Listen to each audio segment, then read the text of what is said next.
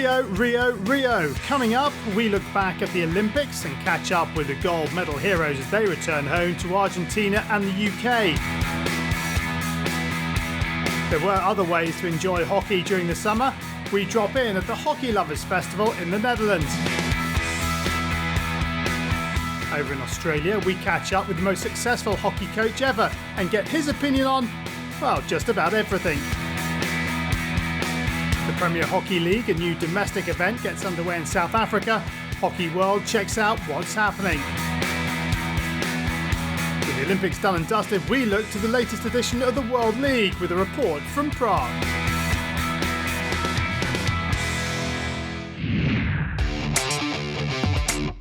August was all about Rio. There was no hockey going on anywhere else in the world, and all hockey fans were focused on the Olympics. It was a fantastic event that put two brand new names on the Olympic Roll of Honour.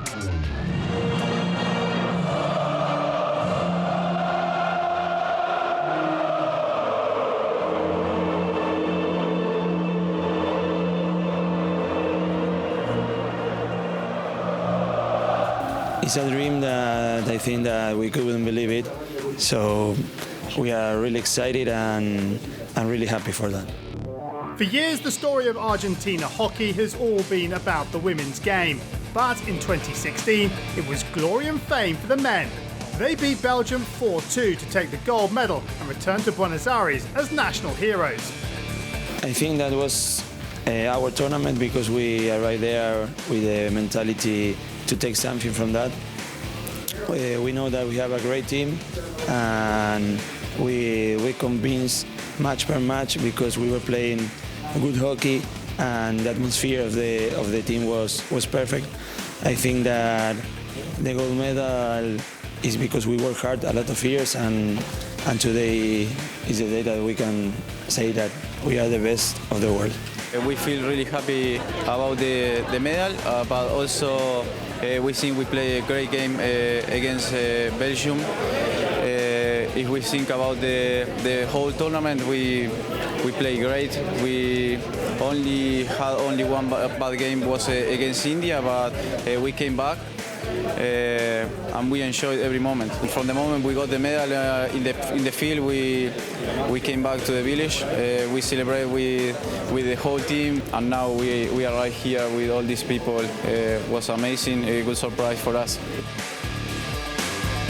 I think that we don't realize the things happen here in Argentina with the hockey. So now we have to just be happy and take some rest because it was a really heavy tournament.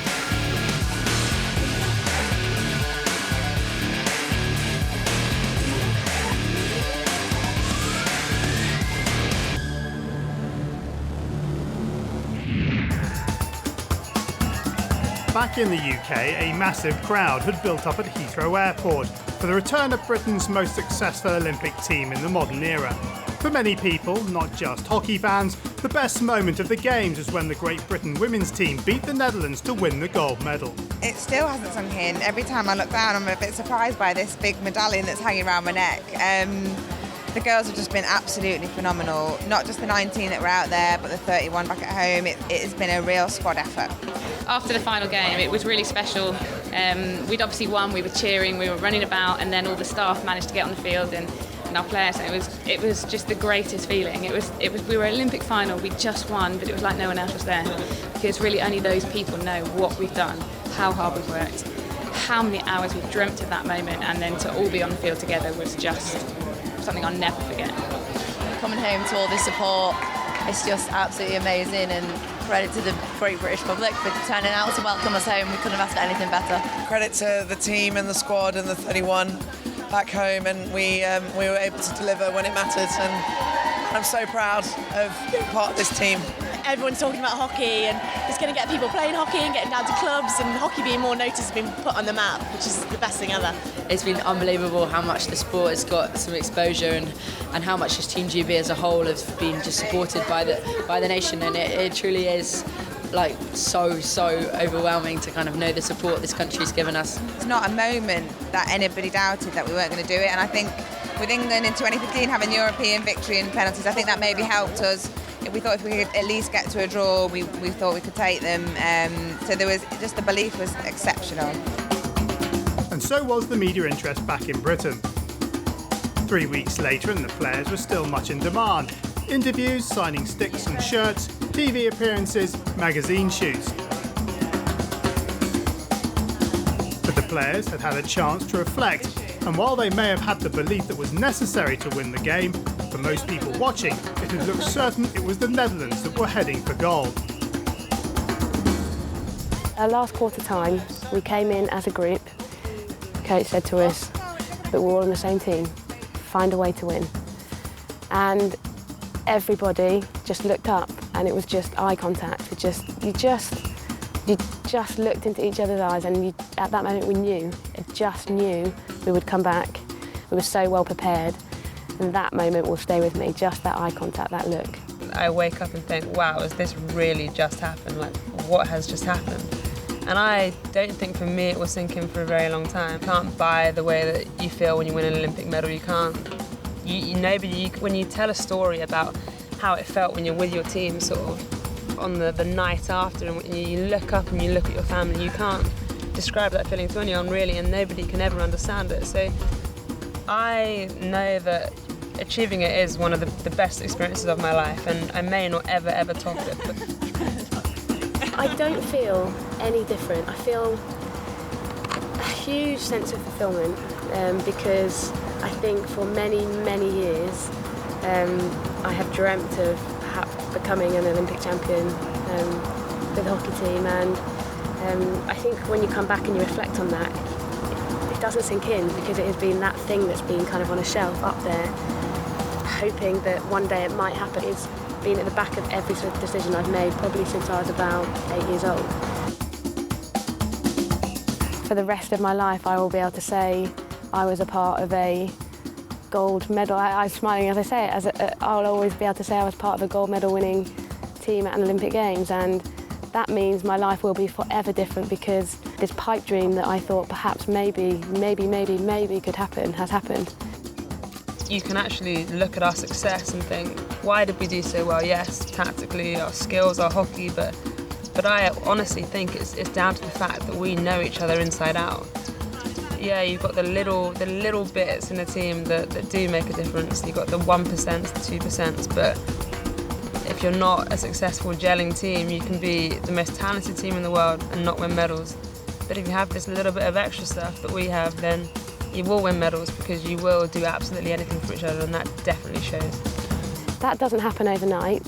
That happens over a very long period of time together and experiencing those amazing moments when you win. And then you think back to 2014 in our World Cup, it was devastating. But 31 incredible women sat in a room and were vulnerable and were honest and shared their thoughts and their hopes and their aspirations for the next 2 years. And by having something that 31 people believe in so strongly, and with every being of them give themselves to it, you can't but be together. And the most special thing for me from the Games is that many, many wonderful people saw that, and they saw the reason we won was because it was a collective group, no stars, all of us in it. We gave it everything, and we came away with something very, very special. Well, those slightly unexpected wins for Argentina and Great Britain mean there's been a bit of a shuffling at the top of the FIH Hero World Rankings. In the women, the Netherlands stay at the top, while England move up 5 places from 7th to 2nd. The 4 teams below them all move down 1 spot, and Germany climb up 2 places to 7th. In the men's rankings, Australia, despite a poor performance in Rio, remain well ahead of the chasing pack. Argentina move up 5 places into 2nd spot. That's their highest ranking in their history. Germany, the Netherlands and India drop down 1 place, while England drop 3 places to 7th.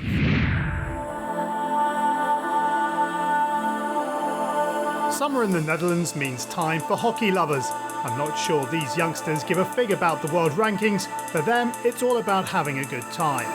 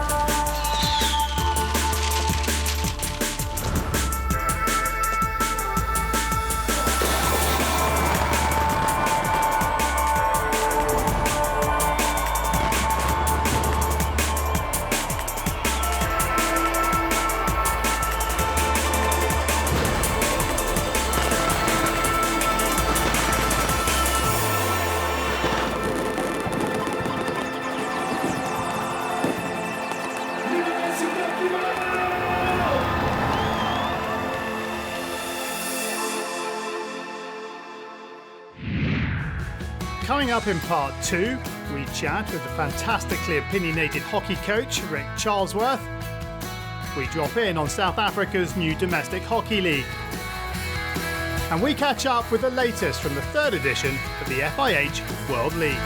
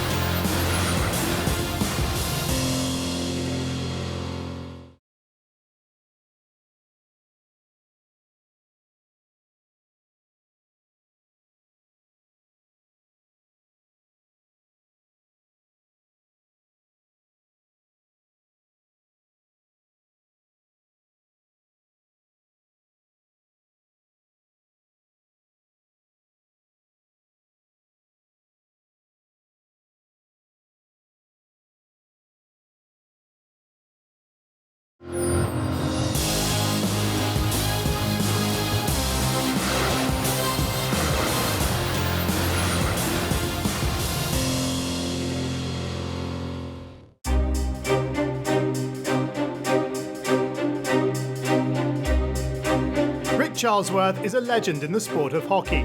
He's taking it easy now back in Australia, but his record is unparalleled. Starting in 1972, Rick went on to play in 5 Olympics. In the 90s, he coached the Australian women's team that dominated the sport for a decade with 2 Olympic golds, 2 World Cups and 4 Champions trophies. In just 5 years as coach of the men, he won 2 World Cups and 3 Champions trophies. He retired in 2014. In Rio, despite the men's team being world number 1, there were no medals for Australia. So, is the gap between the teams at the top narrowing? Well, it's been narrowed for some time. I don't think that's much of a surprise. I mean, the aim's to win the gold medal, then you'd have to say in the men's competition, then the Netherlands and Germany flunked out too, and Great Britain didn't even get to the quarterfinals, you know, so in the men's competition. So, you know, you'd have to say that I reckon every decade there's a surprise result. Number 7 team in the world winning both competitions in some ways is nice because it shows that there's real depth in the quality of the teams, but it also points to the fact that you don't have to be outplayed to be outscored in our game, and that's the fundamental issue I think that the sport needs to deal with.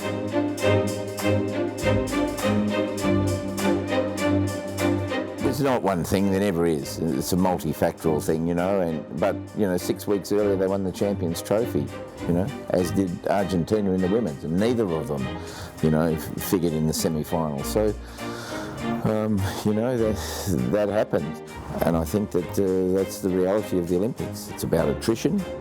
It's hard. Teams defend and counter-attack. If you get down like Australia did almost every game, then you're chasing the game, and that can be hard. As I said, there's a difference between being outplayed and outscored. And in our game, it's low scoring. That happens. Sometimes the corners make a big difference, as they did for Argentina in that semi-final game. And so you're going to get those results. I think the quarters make attritional hockey easier for the teams who aren't so good. And I think the fact that we don't have extra time makes it easier too, you know, so that we go straight to a shootout. I don't like that. I never have.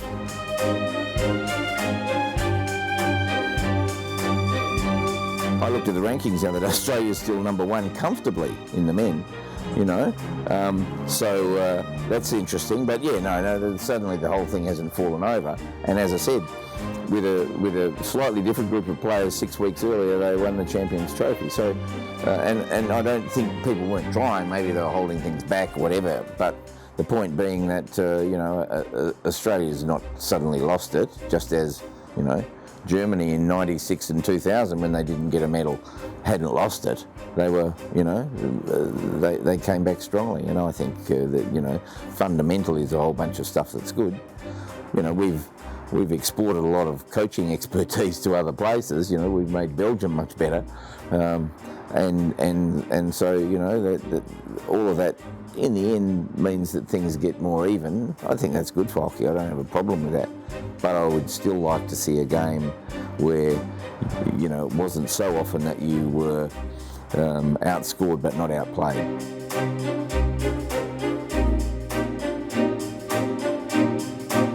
We've made a lot of rule changes to hockey, but fundamentally, you know, it's skill and speed that works, and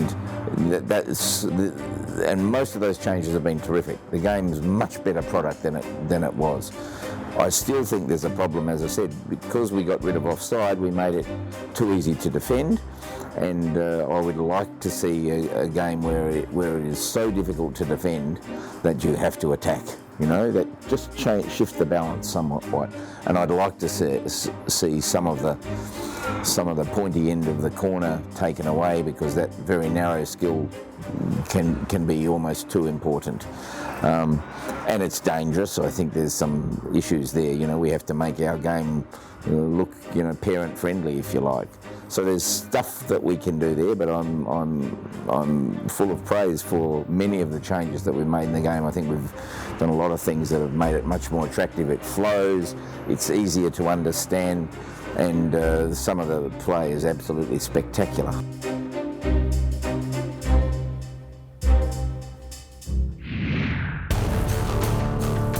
So Australia didn't make the semis in Rio, but in South Africa it was even worse. Neither the men's nor the women's team played in the recent Olympics, and action was required to try and make the game more popular and reach a new audience. In a bid to widen the appeal of the sport, the hockey organisers in South Africa have invested in their own new Premier Hockey League.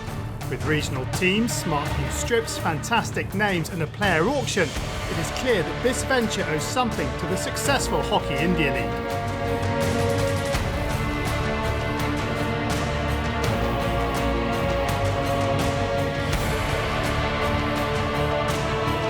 Absolutely fantastic, as you say. We are so honoured to be able to launch the Premier Hockey League.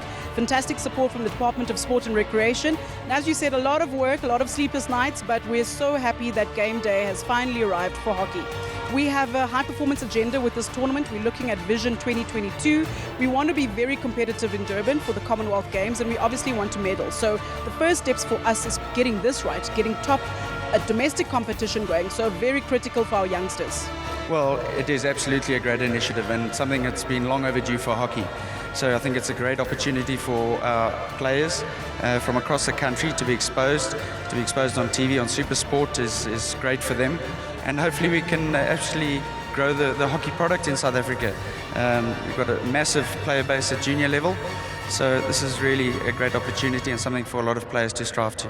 It's important that we use hockey, male and female, to promote our tourism strategy. That's why we named them after either a tourism site or something important in this country which is tourism related, because it's about the background that we're giving. I'm sure the commentators and the broadcasters will say, who are these Madikwe Rangers? What is Madikwe? Where is Madikwe? Who are these people? No, this is a cradle of human mankind. We're starting with all civilization. It's in Gauteng province. You know, people will come and see. I want to go and see that whilst I go and support my team. Meanwhile, round one of the World League is well underway. Recently, it was the turn for Prague to put on an event for 14 teams from Europe.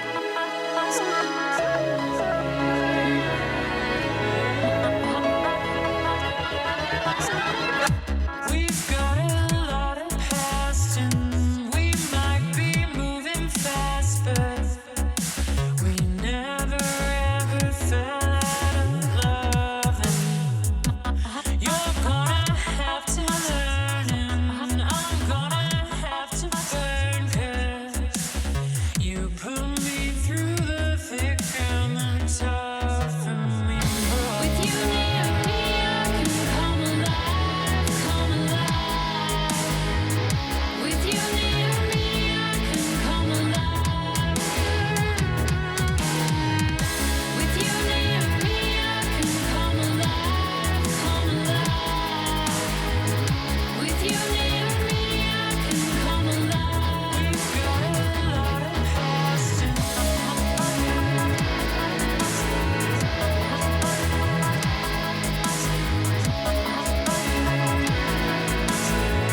teams qualified for round 2 in Prague, including the Czech Republic, who won the women's event, and Ukraine, who won the men's.